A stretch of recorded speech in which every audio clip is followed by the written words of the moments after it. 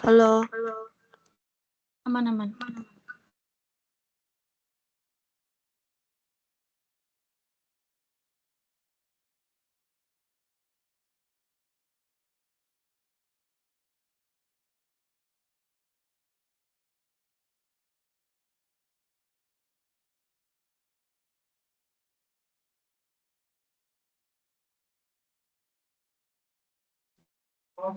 Assalamualaikum warahmatullahi wabarakatuh. Selamat malam. Kami dari kelompok C akan mempresentasikan makalah kami yang berjudul Desain Reaktor Alin pipa PFR dan adiabatis pada pembuatan propilen glikol dari propilen oksida dan air dengan komponen inert dalam campuran air dengan kapasitas 40.000 ton per tahun menggunakan simulasi Scalab di Dewasim. Anggota kelompok kami yaitu Devia G. Putri, Alvinur Azizah, Atika Ferinisa, Marmai Fahanani, Edward Sudir, dan Jonathan Evander.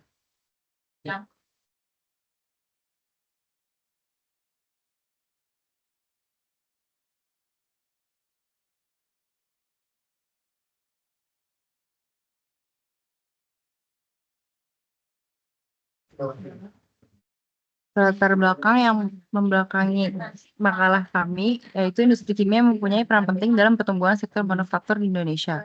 Namun, perkembangan industri kimia hulu masih terhambat karena ketergantungan pada impor bahan baku seperti propilen glikol. Padahal Indonesia punya sumber daya alam yang bisa dimanfaatkan. Rendahnya produktivitas tenaga kerja dan keterbatasan penguasaan teknologi juga membuat proses produksi belum efisien. Oleh karena itu, mahasiswa teknik perlu memahami proses dan desain reaktor agar bisa menghasilkan bahan kimia sendiri, salah satunya propilen glikol, untuk mendukung kemandirian industri nasional. Next.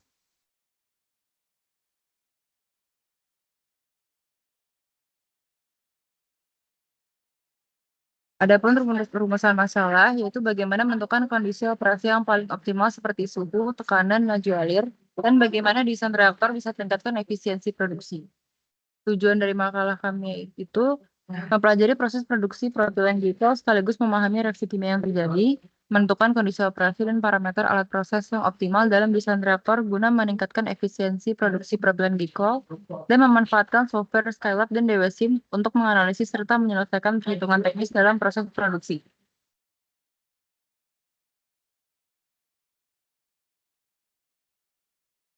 Selanjutnya yaitu reaksi pembuatan propilen glikol, di mana reaksi pembuatan propilen glikol sendiri merupakan salah satu contoh penting dari reaksi hidrasi epsida yang banyak diaplikasikan dalam industri kimia.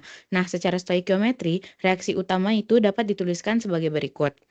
Di mana reaksi pembuatan propilen glikol itu termasuk reaksi homogen fase cair karena kedua reaktan berada pada fase yang sama. Dia juga eksotermik karena melepaskan panas selama reaksi, bersifat irreversible karena berlangsung dominan ke arah pembentukan produk tanpa reaksi balik yang berarti meskipun mudah dikendalikan tetapi perlu pengaturan suhu agar laju reaksi dan selektivitas itu tetap stabil. Dan pengadukan katalis itu digunakan untuk meningkatkan kontak antara reaktan. Next. Selanjutnya ada mekanisme dan kinetika reaksi, di mana mekanismenya terjadi pembentukan cincin epoksida pada propilen oksida akibat serangan nukleofilik oleh molekul air. Nah, serangan ini tuh menghasilkan gugus hidroksil pada atom karbon sehingga membentuk propilen glikol sebagai hasil utama. Nah, persamaan laju reaksi dasarnya yaitu minus Ra sama dengan KCa. Nah, nilai konstanta laju itu dipengaruhi oleh suhu sesuai dengan persamaan Arrhenius di mana K sama dengan A dikali E dipangkat pangkat minus E per RT. Nah, untuk keterangannya bisa dilihat pada gambar. Next. Selanjutnya adalah kapasitas desain reaktor yang kita perkirakan. Yang pertama, dalam menentukan kapasitas produksi pabrik propilen glikol sendiri ada beberapa faktor yang penting yang perlu dipertimbangkan. Yang pertama adalah permintaan pasar propilen glikol di Indonesia dan kawasan ASEAN. Dari propilen glikol ini kita mencari beberapa data beberapa impor propilen glikol yaitu dari tahun 2019 hingga tahun 2023. Setelah itu, dari data-data tersebut kita membuat grafik hubungan di mana sumbu X-nya berupa tahun dan sumbu Y yaitu kapasitas per ton per tahun. Di mana setelah itu kita mencari nilai regresi linearnya yang kita samakan dengan rumus Y sama dengan A plus BX. A dapat dicari pada rumus berikut dan B pada rumus berikut. Sehingga ketika kita mencari nilai Y-nya, kita mendapatkan nilai sebesar 40.798,70 ton per tahun. Next.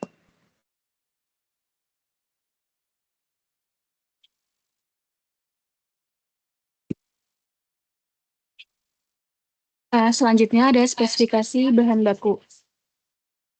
Pemahaman sifat fisika dan kimia bahan baku sangat penting untuk memastikan proses produksi propilen oksida berjalan aman, efisien, dan stabil.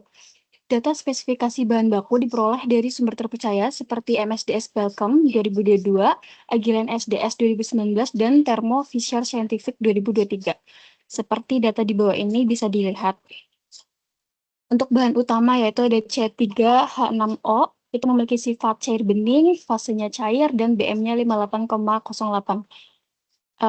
Lainnya bisa dilihat. Selanjutnya kita akan ke desain reaktor isotermal. Pada tahap awal perancangan pabrik propilen glikol, reaktor diasumsikan beroperasi secara isotermal untuk menyederhanakan perhitungan dan memahami dasar reaksi hidrasi propilen oksida. 3 jenis reaktor yang dikaji yaitu batch reaktor, CSTR atau RATB, dan PFR atau reaktor alir pipa. Pertama ada batch reaktor. Reaktor batch digunakan untuk studi kinetika reaksi di mana campuran propilen oksida dan air dimasukkan sekaligus ke dalam reaktor tertutup dan dibiarkan bereaksi tanpa aliran masuk atau keluar selama masa tertentu. Neraca massa komponen A dapat dirumuskan dengan dCA per dt sama dengan min RA dengan laju reaksi min RA sama dengan K aksen dikali CPO dikali CH2O. Konstan laju reaksinya itu dianggap tetap karena suhu operasi juga dijaga konstan. Di hasil integrasi, persamaan laju diperoleh hubungan antara konsentrasi propilen oksida dan waktu reaksi yang digunakan untuk menentukan parameter kinetika. Walau tidak digunakan langsung pada skala industri, reaktor batch tetap berperan penting sebagai dasar dalam pengembangan desain reaktor kontinu pada produksi propilen glikol.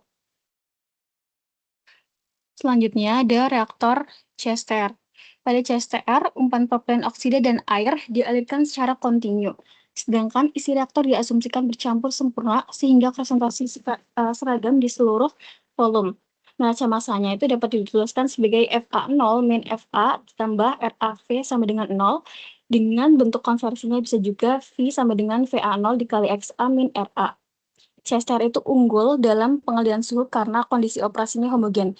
Reaktor ini juga cocok untuk reaksi hidrasi propilen oksida yang cepat dan eksotermis, namun konsentrasi propilen oksida itu lebih rendah dibandingkan reaktor pipa lain, sehingga dia lebih cocok di CSTR. Lalu ada reaktor PFR.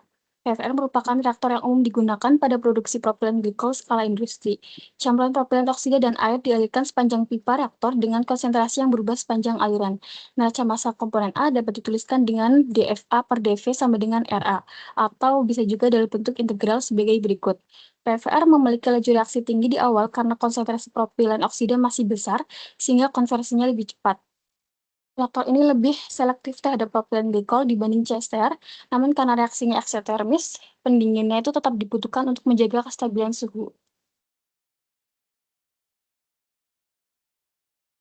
Baik, yang selanjutnya adalah penjelasan terkait reaktor PFR atau plug flow reactor. Jadi di mana ini merupakan tempat terjadinya suatu reaksi berlangsung, baik reaksi kimia ataupun reaksi nuklir. Di dalam reaktor ini, reaktan diubah menjadi produk melalui serangkaian reaksi kimia atau fisika yang berlangsung di bawah kondisi operasi tertentu, seperti suhu, tekanan, konsentrasi, dan waktu tinggal. Faktor-faktor tersebut sangat menentukan laju reaksi dan juga hasil akhir produk. Oleh karena itu, pemilihan jenis reaktor harus disesuaikan dengan karakteristik reaksi, sifat fluida, serta skala produksi yang diinginkan. Jadi reaktor PFR ini jenis reaktor kontinu yang dirancang agar fluida reaktan mengalir secara paralel dari inlet ke outlet tanpa terjadi percampuran aksial. Terdapat keunggulan di mana prediksi kinetikanya lebih akurat untuk reaksinya dan juga cocok untuk reaksi order tinggi dan proses yang sangat dipengaruhi oleh gradien konsentrasi atau suhu. Namun terdapat kekurangan, yaitu reaktor ini memerlukan ruang yang lebih besar, serta ketidaksempurnaan dalam distribusi aliran, perpindahan panas, radial, dan aksial. Lalu fluktuasi suhu dapat menurunkan efisiensi dan bahkan memengaruhi keselamatan operasi.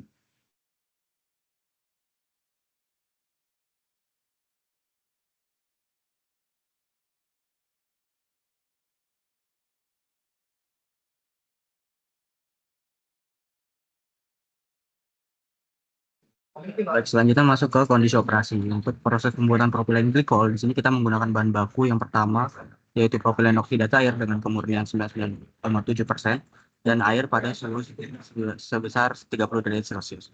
Lalu untuk propilen oksida itu disimpan pada tekanan 2,2 atm dan untuk air itu disimpan pada tekanan 1 atm. Untuk proses awalnya, kedua bahan tersebut akan dicampur pada mix 1 sehingga terbentuk larutan yang homogen. Lalu untuk penyelesaian kondisi reaktor, campuran akan dipompa melalui pompa pump 1 sehingga tekanan naik menjadi 18 atmosfer. Lalu akan dipanaskan juga melalui heat exchanger sehingga suhu menaik menjadi 180 derajat Celcius. Lalu untuk reaksi utamanya itu terjadi hidrasi non-katalitik propilen oksida bertambah dengan air yang akhirnya menjadi propilen glikol. Lalu untuk reaktor yang digunakan itu merupakan reaktor plug flow yang dimana digunakan pada fase cair. Lalu untuk kondisi operasinya itu sebesar 180 derajat Celcius, 18 atmosfer dengan konversi 99,7%. Lalu untuk hasil reaksinya terjadi reaksi eksotermik yang dimana suhu keluar meningkat menjadi 201,6 derajat Celcius dengan produk akhir yaitu propilen glikol yang sebagai produk utama dan juga terdapat produk samping yaitu dipropilen glikol. Dan di sini juga terdapat sejumlah inert yang terbawa dari umpan. Bisa di next.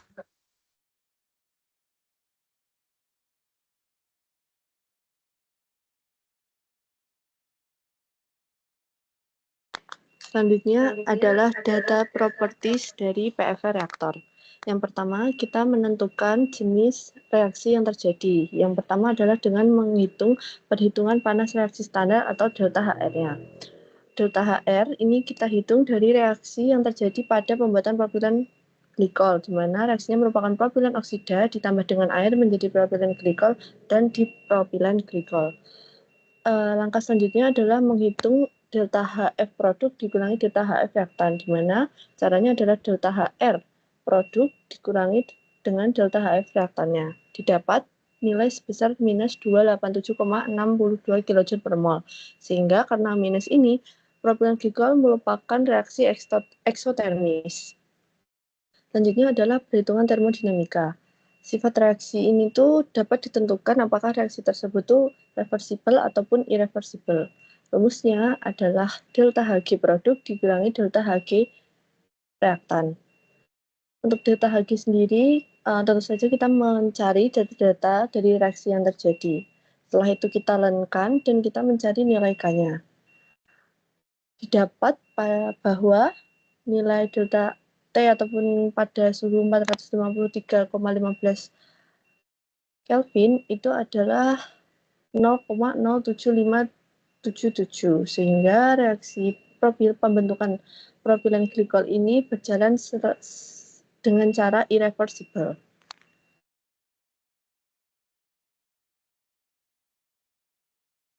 Selanjutnya adalah perhitungan analitis. Perhitungan analitis ini kita gunakan untuk menghitung konversi yang dapat digunakan untuk melalui perhitungan neraca massa. Di neraca massa sendiri kita menghitung FC0 yang dilihat di sini dengan rumus massa produk per BM sehingga didapatkan FC0-nya itu 145.931,98 mol.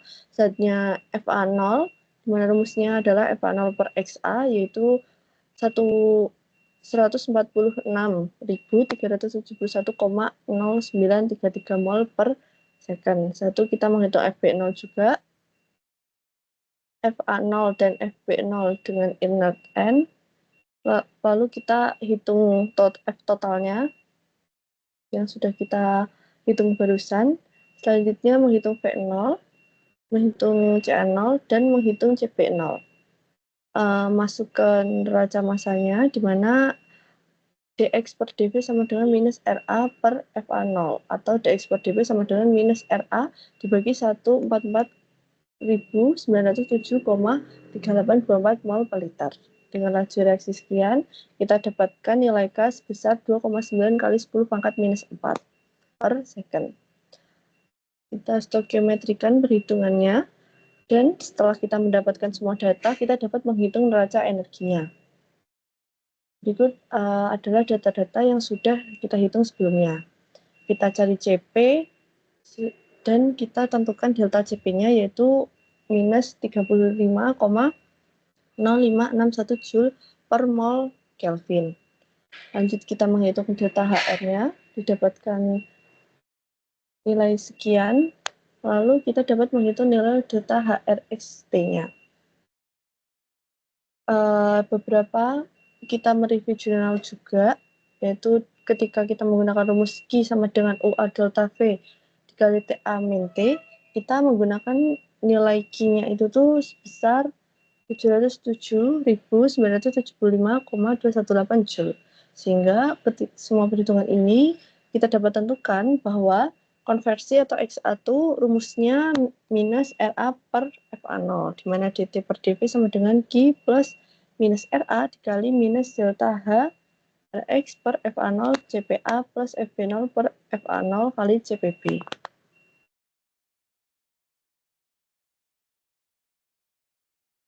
Dari perhitungan rumus yang sudah kita lakukan di atas atau perhitungan analitis, kita dapat mengintegrasikan ke dalam beberapa simulasi, di mana kita menggunakan simulasi Skylab dan simulasi DSIM. Simulasi Skylab sendiri, kita mendapatkan konversi sebesar 0,957.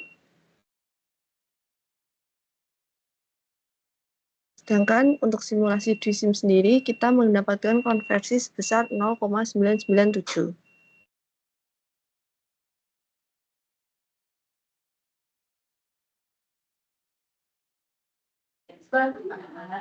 Selanjutnya kita masuk ke kesimpulan. Setelah melakukan beberapa analisis pada data untuk produksi propilen glikol, kita mendapatkan kesimpulan yaitu yang pertama, proses produksi propilen glikol melibatkan reaksi kimia antara propilen oksida dan air dengan produk sampai di propilen glikol. Reaksi tersebut merupakan reaksi irreversibel dan eksotermis serta mengikuti kaidah ORD1. Lalu yang kedua, pada proses produksi propilen glikol, kondisi operasi yaitu non-adiabatis dan non-isotermal dengan suhu masuk reaktor sebesar 170,9 derajat Celcius dengan pada tekanan 18 atmosfer. Lalu untuk reaktor yang digunakan ada reaktor berjenis PFR atau plug flow reaktor dengan reaktif volume sebesar 13 meter pengaturan ya dengan jumlah tube sebesar 100. Lalu pada software Scilab didapatkan konversi sebesar 0,957 dan pada DWSIM didapatkan konversi sebesar 0,937. Sekian presentasi dari kami, kurang lebihnya mohon maaf. Wassalamualaikum warahmatullahi wabarakatuh.